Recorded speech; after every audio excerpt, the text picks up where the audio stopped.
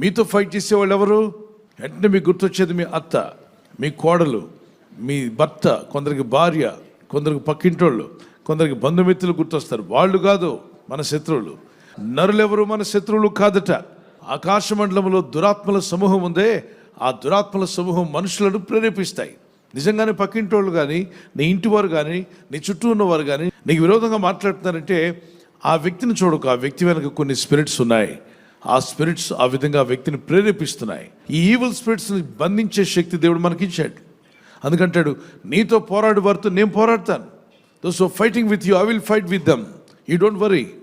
నువ్వు సమాధానంగా ఉండు. నా దేవుడు నాకు తోడై ఉన్నాడని సంతోషంగా ఉండు. నిబ్బరమైన మనసుతో ఉండు. కృంగిపోవద్దు, కలత చెందవద్దు, కలవరపడవద్దు. ఎందుకని నీ శత్రువులతో నీ దేవుడే పోరాడబోతున్నాడు. దేవునికి స్తోత్రం. మీతో ఎవరైనా పోరాడుతున్నారా? వారి విషయం దేవునికి చెప్పండి.